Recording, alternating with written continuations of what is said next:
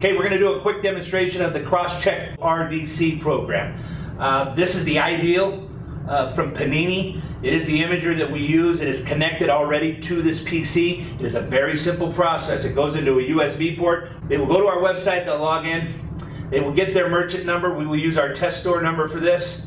A password is also required. They will submit. At that point, they will get to our merchant support page.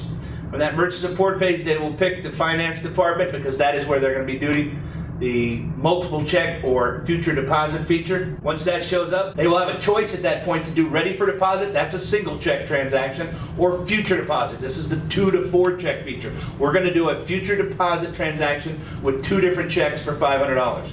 So simply hit future deposit. Now the Panini scanner will initialize. Once it says run it through, we'll run check number 1 through. The image will show up on the screen, and you'll need to populate these fields. The first is enter the check amount. We're going to go $500. Then it's going to ask for the state code. The state code is the state that issues the driver's license. So we're going to use CA in this one. And then it says enter the ID number. The ID number is the remaining number on that driver's license. Then it will ask for a reference number. This is up to the merchant. If they want to put an invoice number here, they can put an invoice number, or they can put some kind of feature that designates what transaction this is. But I'm going to go ahead and put it as if it is an invoice number, and then I'm going to scan the next check. So I hit scan next check. Again, the Panini will initialize. I'm okay to run the second check. I run the second check through. It will also show up on screen, but all I need to do at this point is enter the amount of this check. This check is also for $500. Now what I will need to do is calendar a date in which we want this second check to go to the bank. We took the first check, that goes in within the first 3 days, so that was today, the 5th.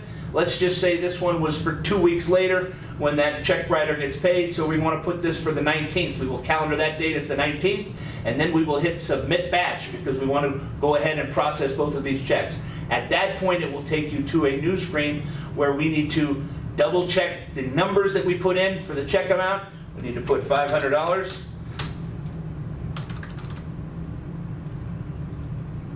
Check number 2 was also $500.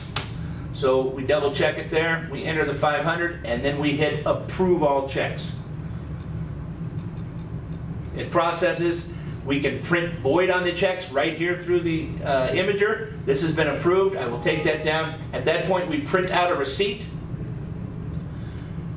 Print the receipt to the printer, and if you can see here now, the receipt that is going to be given to the check writer shows exactly when the first check goes in, 9/5, that was today, for $500. The second check scheduled to go in on 9/19 for $500.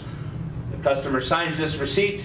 The merchant keeps their copy of the receipt. The transaction is completed. The merchant will be paid for both of these checks regardless of whether the funds are available. They are paid directly from CrossCheck into their account.